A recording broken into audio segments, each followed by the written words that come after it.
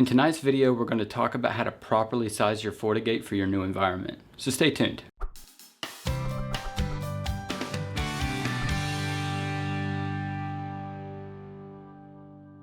Alright guys, we've all been there. You just got this new client. They're rocking a shitty sonic wall. You want to pull that device out because you don't want a shitty sonic wall. But you're hung up. How do I size my FortiGate for this environment? Now this video is going to be specifically geared towards smaller office, home office. That's the simplest way to do this one. I'm going to have a separate video that specifically targets medium to enterprise sized businesses. There's a little bit more you need to take into consideration on those. Anyways, back to the matter at hand. So you just landed this new small office.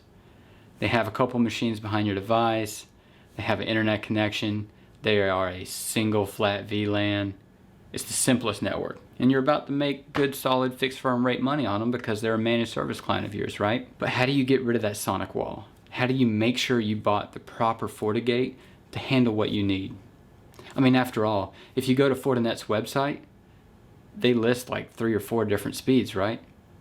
Oh, well, you know, you have firewall throughput, and you have NSFW throughput. You have IPS throughput.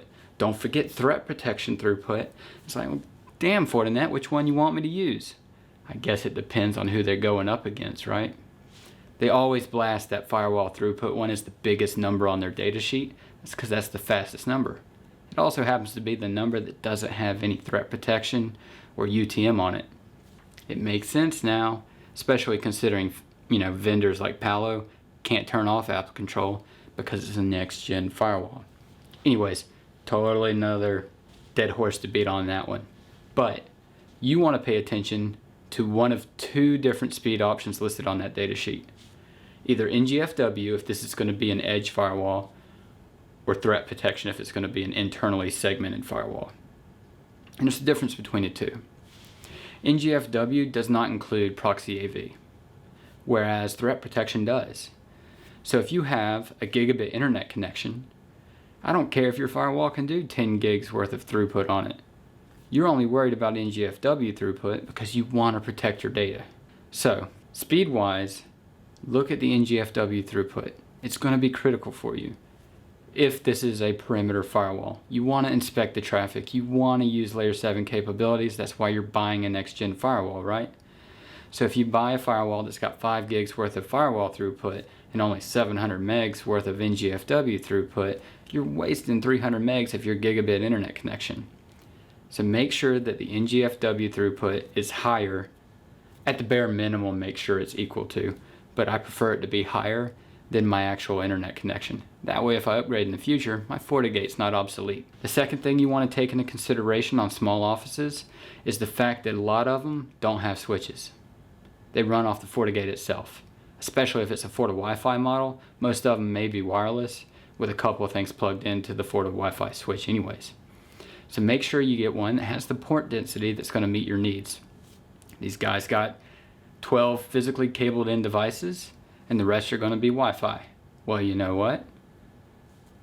An 80E might suffice there if 2 of those wired devices are access points, you know, something like that. Or a FortiWi-Fi that has 12 physical ports.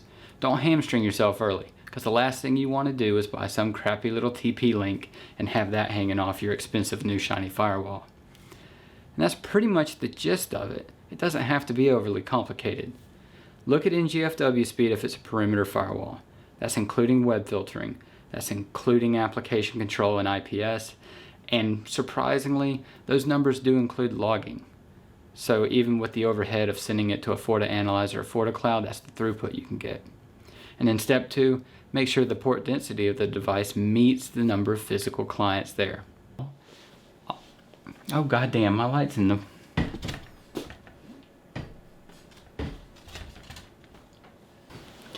It's so embarrassing. Alright, final take. I don't have my lights in the video anymore. So we've discussed 2 things so far. Number 1, make sure that the NSFW throughput is faster than your internet connection. Give you plenty of grow room. Why? Because bandwidth is cheap and it's getting cheaper.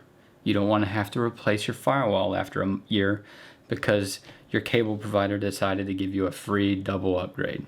It happens. It's rare, but it happens. Number 2, make sure that you actually have the number of ports on the device to meet your needs. Port density is king if you're a small office, because chances are you don't have a switch running behind you. You have to use those devices as the switch, the router, and the firewall all in one, right? It is what it is. And third, and it depends on your environment, but this is pretty important. If you're using other Fortinet stuff, like FortiAPs or FortiSwitches, etc., make sure you get a device that will support the number of FortiWhatevers you have.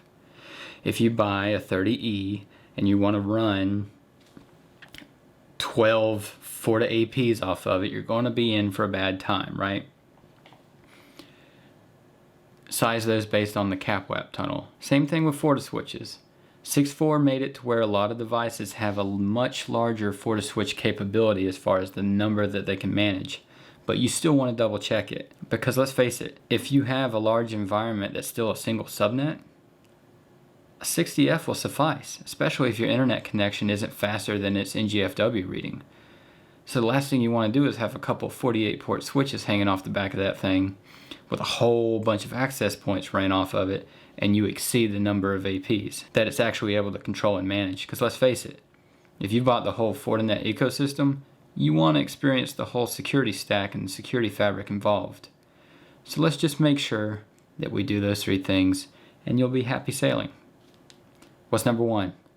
NSFW throughput is faster than your internet connection. Number 2, the device has the number of ports that you need to support your environment.